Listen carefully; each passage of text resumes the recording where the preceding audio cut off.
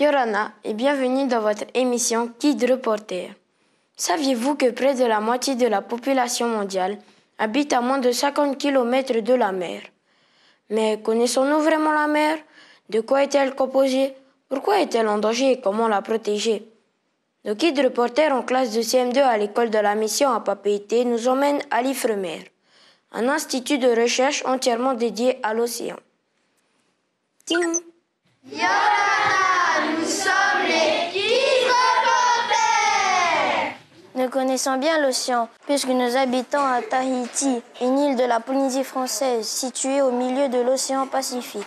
Et pourtant, nous nous posons encore beaucoup de questions sur la mer. De quoi est-elle composée? Pourquoi est-elle en danger? Comment la protéger? Pour répondre à toutes les questions, rendons-nous à l'Ifremer, un institut de recherche entièrement dédié à la mer. Situé au sud de l'île, à Bairao, le centre Ifremer du Pacifique fait partie d'un réseau de 26 sites en métropole et en outre-mer. Bonjour, merci de nous accueillir à l'Ifremer. Nous sommes les guides reporters de l'école de la mission. Nous voulons en savoir plus sur vos métiers. Bonjour les enfants, bienvenue à l'Ifremer et on va commencer par la salle de séminaire où je crois que vous avez quelques questions à nous poser. Pour la première question, pourquoi la mer est-elle bleu foncé et bleu clair? Alors, pour comprendre pourquoi la mer est bleue et pourquoi elle a différentes couleurs, on va expliquer un petit peu d'abord ce qu'est la lumière blanche, la lumière du soleil. Lorsqu'on utilise un prisme optique, cette lumière, on peut la décomposer dans les différentes couleurs qu'elle contient. Et tu vois, dans toutes ces couleurs, on a du rouge, du bleu, du vert, du jaune. Ces couleurs qu'on voit dans l'arc-en-ciel. Pourquoi l'œil va percevoir seulement du bleu quand il voit la mer? Parce que cette mer, elle absorbe toutes les autres couleurs. Elle absorbe toutes les couleurs de la lumière sauf le bleu. Donc plus l'eau sera profonde, plus il y aura de molécules d'eau qui renvoient la couleur bleue. Et donc plus le bleu sera foncé. La couleur varie aussi en fonction des minéraux et des organismes qu'elle contient. Si l'eau est chargée en terre, elle sera plus marron. Comment la mer est-elle apparue sur Terre? Alors, il y a deux théories pour expliquer l'apparition d'autant d'eau sur la Terre. La première d'entre elles, c'est au départ, sur la Terre, on avait énormément de volcans. De ces volcans sortaient des gaz volcaniques qui contenaient beaucoup de vapeur d'eau. Eh bien, ça monte dans le ciel et au fur et à mesure, ça se refroidit, ça fait des nuages et ça fait de la pluie. Donc, à l'origine de la Terre, on imagine qu'on a eu des pluies pendant des millénaires, des très très grandes périodes, et c'est ce qu'on appelle le déluge primitif. Et ce déluge primitif, de toute cette eau qui sortait des gaz volcaniques, a conduit à la création des mers et des océans. La seconde, qui n'est pas exclusive, peut-être que celle-là est arrivée aussi, c'est que des astéroïdes et des comètes, qui étaient très riches en eau, sont venus percuter la Terre. Et toute cette eau couvre 70% de notre planète Terre. On en a exploré combien de pourcentage? Alors en fait, on n'a pas exploré grand-chose. Seulement 20% des profondeurs sont explorées, 80% restent à explorer. À bord de sous-marins très très solides pour résister à la pression de 1000 bars, l'homme est déjà descendu dans l'endroit le plus profond du monde, la fosse des Mariannes, moins 11 000 mètres dans l'océan Pacifique. Au fond des océans, souvent à la jonction de plaques tectoniques, on peut observer des volcans sous-marins, certains encore actifs. En Polynésie, on a le Te Ahitia, on a le Roka et on a le Mua Piha'a. Un peu plus au sud, aux Australes, le volcan McDonald, à moins 27 mètres de la surface. Peut-être un jour naîtra une nouvelle île. Pourquoi on ne peut pas marcher sur l'eau alors qu'un bateau flotte? Alors tout ça, c'est dû à ce qu'on appelle la poussée d'Archimède. Tout va dépendre de la surface qui est en contact avec l'eau et du poids de l'objet qui est en contact avec l'eau. En effet, la poussée d'Archimède est une force qui s'exerce du bas vers le haut et qui varie en fonction de plusieurs facteurs. Le volume du fluide déplacé, la densité du fluide et l'intensité de la gravité. C'est la comparaison entre la poussée d'Archimède qui agit vers le haut et le poids de l'objet qui agit vers le bas, qui détermine si l'objet flotte ou coule. C'est parce qu'en fait, si tu essaies de te mettre debout sur l'eau, tu peux pas parce qu'il y a que la surface des pieds. Il y a que la surface des pieds qui est en contact avec l'eau. Du coup, tu peux pas flotter, il n'y a pas assez de surface et la gravité t'entraîne vers le bas. Exactement, bravo. Après ces notions théoriques, alors rencontrez à leur labo les différents techniciens et chercheurs de l'Ifremer. On commence avec Thomas, le premier atelier. On va voir ce qu'il y a dans la mer et ce qu'on ne voit pas avec nos yeux. Donc on vous a préparé ça hier, on vous a ramassé un petit peu de plancton ici même. Donc tout ce qu'on va regarder là maintenant sous le microscope, tout ce que vous allez voir, ça vient vraiment de juste ici, là, de 10 mètres de là où on va aller. À l'œil nu, l'eau nous paraît quasi transparente. On distingue des petits trucs dedans, on voit même que ça bouge, mais on n'arrive pas vraiment à voir ce que c'est, quoi. Mais quand on glisse le verre sous la loupe binoculaire... Est-ce que vous voyez là des choses qui bougent un peu là? Oui, beaucoup de choses. On voit beaucoup de choses qui bougent, il y a des choses qui sont grosses, il y a des choses qui sont petites, il y a un petit peu de tout. Toutes ces petites choses, c'est du plancton. Plancton signifie en grec errer. C'est tout ce qui dérive au gré des courants. Et l'on distingue deux types de plancton. Zoo, vous connaissez zoo? Allez au zoo pour voir les animaux. Donc zooplancton, ça veut dire du plancton animal. Et phytoplancton, phyto vous connaissez aussi? Voilà, donc phytoplancton, ça veut dire tout le plancton qui est une plante, qui n'est pas un animal, c'est du phytoplancton. Et tout le plancton qui n'est pas une plante, c'est du zooplancton, exactement. Quelques exemples. Ça, c'est un bébé oursin. Ça, c'est un bébé crevette. Ça, c'est un bébé méduse. Ah bon? Ça, c'est du krill. Hein, vous connaissez le krill? C'est les baleines. Voilà, ce que mangent les baleines. Ça, c'est un bébé crabe. Et ainsi de suite. Il y a beaucoup de plancton différents. Quant au phytoplancton, les microalgues, c'est plus petit. Donc là, en fait, ça serait un membre du zooplancton sur lequel on a zoomé. Et ça, c'est à la même échelle des graines de phytoplancton qu'il va aller manger. Et le phytoplancton est à la base de toute la chaîne alimentaire. Il nourrit le zooplancton, qui lui-même nourrit les petits poissons et crustacés, qui eux-mêmes nourrissent des poissons de plus en plus gros, jusqu'à l'orque, tout en haut de la chaîne alimentaire. Le phytoplancton et toutes les plantes de la mer ont aussi un autre rôle, essentiel à notre vie sur Terre. J'ai bien compris, une partie de l'air qu'on respire vient des plantes de la mer et l'autre partie vient des plantes de la terre. En effet, grâce à la photosynthèse, les plantes aquatiques absorbent du dioxyde de carbone et produisent plus de 50% de l'oxygène de l'air que nous respirons. Et avez-vous déjà vu à quoi ressemble un œuf de poisson? Ça fait même pas 1 mm. Vous vous rendez compte que c'est petit, 1 mm quand même? Passons-les dans l'œil du microscope. 1 mm. Donc, est-ce que vous reconnaissez un peu les balles Pokémon? Ouais. Donc c'est vraiment, il s'est inspiré des œufs de poisson pour faire les balles Pokémon. Et quand ces poissons, ils éclosent, ils ont une toute petite bouche. Ça, c'est une larve de murène. Elles ont des bouches un peu plus grosses. Et ça, c'est une larve, par exemple, de perroquet, de poisson perroquet. Ils ont une toute petite bouche. À l'Ifremer, on utilise des microscopes, mais aussi des installations conçues spécialement pour certaines expériences. On est où? Peux-tu nous dire où on est où? Alors, ici, on est dans une salle spéciale qu'on appelle la salle aqualogique, peu importe.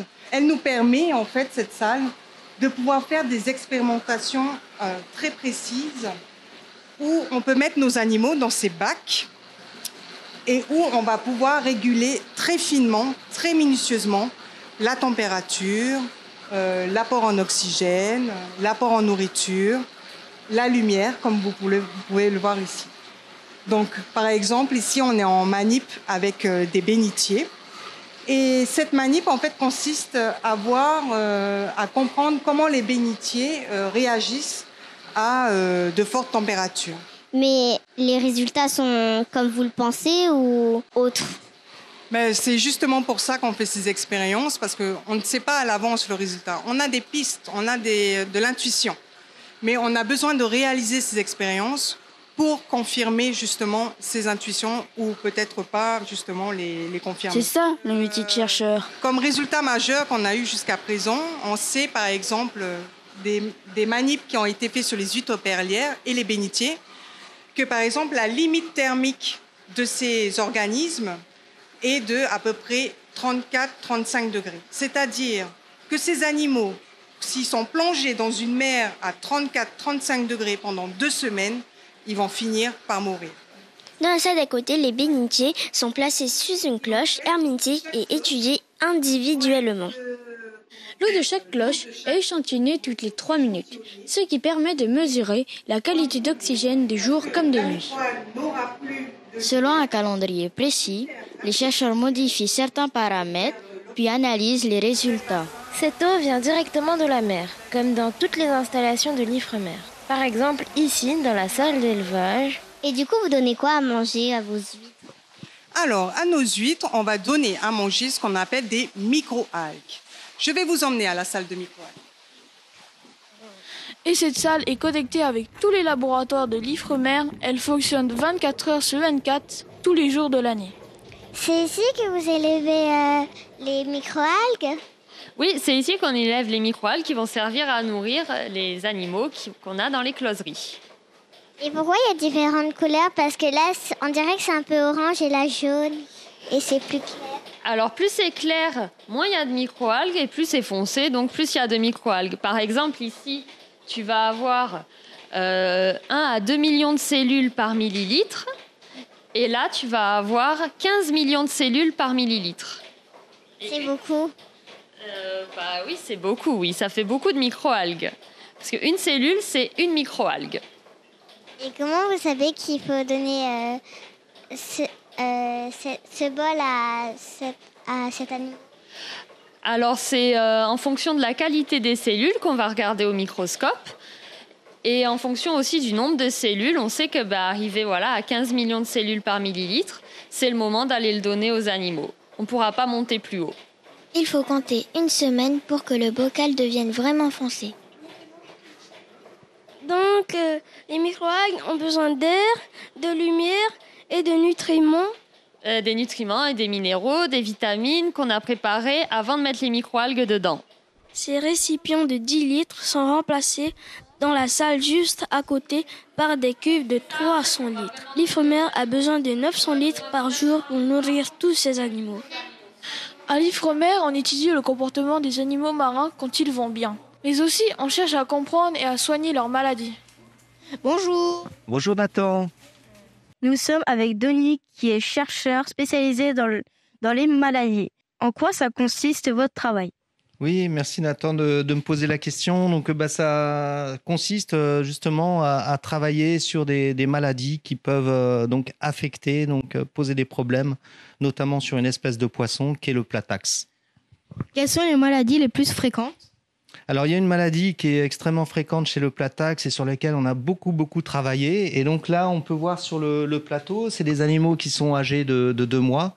Et on peut voir assez facilement sur un des 4 platax qu'il y a la formation de taches sur le flanc des animaux. C'est lié à la présence d'une bactérie qu'on ne voit pas, mais cette bactérie induit des problèmes au niveau tégumentaire, au niveau de la peau du platax. Avec le morceau de coton qui est au bout du bâton, on va frotter le tégument, la peau du poisson.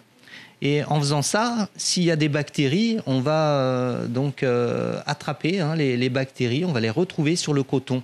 Ensuite, si je veux cultiver ces bactéries, je vais avec mon écouvillon sous une hotte de microbiologie. Je vais passer et du coup, je vais donc étaler mon prélèvement sur une boîte de pétri avec le milieu de culture. Je vais donc frotter mon écouvillon, mettre ma boîte à incuber pendant 1 nuit. Et s'il y a des bactéries, le lendemain, elles se seront multipliées et je pourrai les voir. Ce qu'il faut savoir, c'est que ces bactéries, elles sont certes petites, mais elles ont une capacité de multiplication énorme. Généralement, c'est toutes les heures, elles vont se multiplier d'un facteur 2. La première heure, j'ai 2 bactéries. La deuxième heure, elles vont se multiplier encore en 2. Je vais en avoir 4. Troisième heure, je vais en avoir 8. Je vais attendre 1 nuit en les incubant à 27 degrés pour qu'elles soient à la bonne température. Le lendemain, je vais avoir des milliards de bactéries. Je peux te dire que là, il y a plus de bactéries en 1 nuit que d'habitants sur Terre. J'ai plus de 10 milliards de bactéries sur cette boîte de pétri. Mais comment on fait Denis pour les compter? Il ne les compte pas une par une. On utilise un scanner bien particulier que nous présente Clara en stage de Master 2 à l'Ifremer. Avec ce genre d'appareils qui vont venir scanner la boîte de pétri comme tu le vois ici. Et ensuite, on peut voir avec les couleurs qu'on voit sur l'écran qu'il y a plusieurs colonies bactériennes qui sont différentes, comme ici une orange, une verte, une rouge, une rose, une jaune. Et du coup, ça va nous permettre également de compter avec le logiciel combien il y a de colonies bactériennes qui se sont développées. Une fois répertoriées, ces bactéries vont nous permettre de produire un vaccin.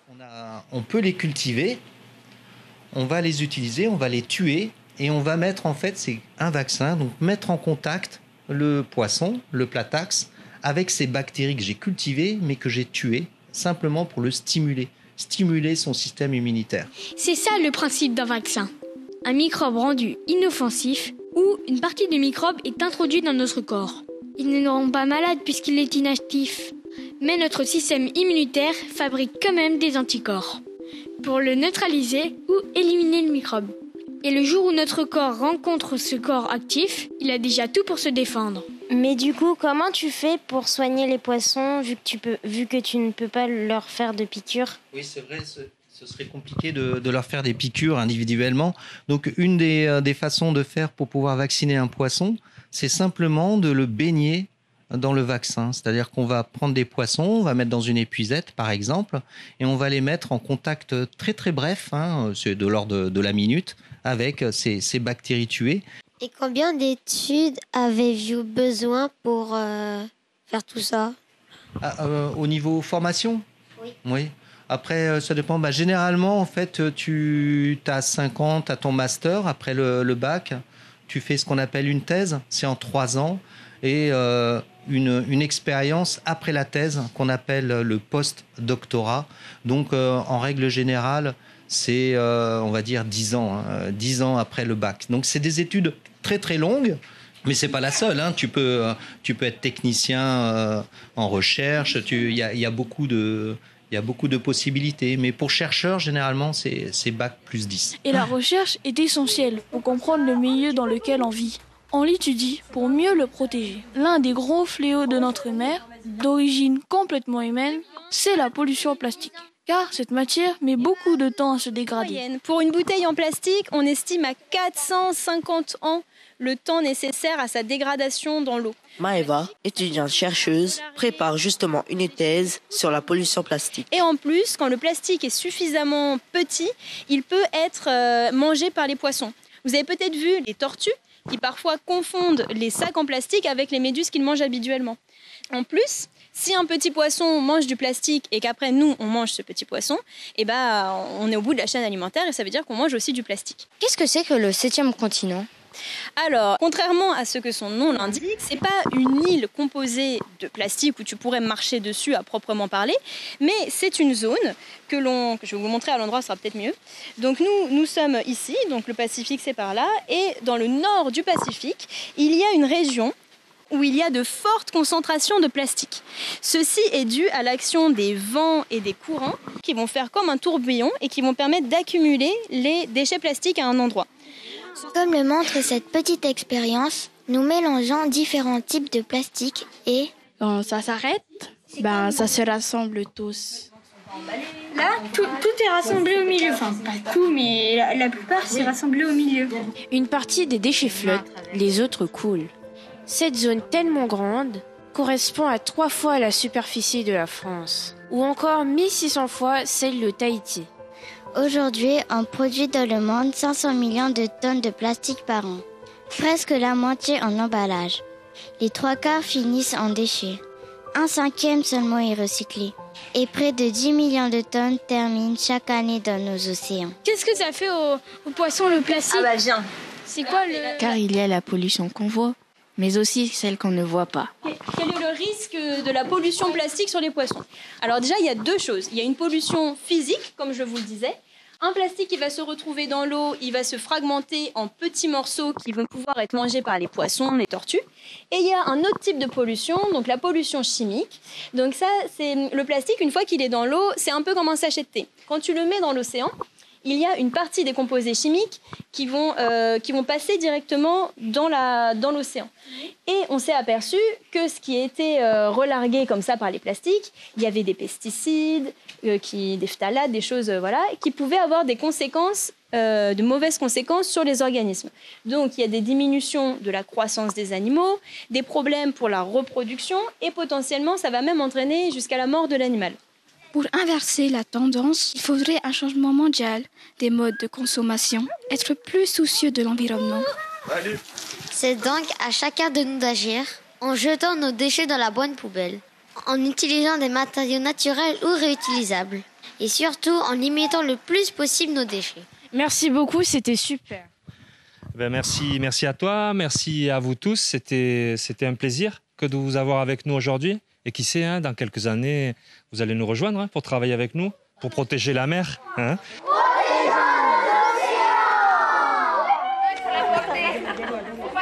Merci de nous avoir suivis. Avant de nous quitter, voici la question du jour. Pourquoi la mer est bleue?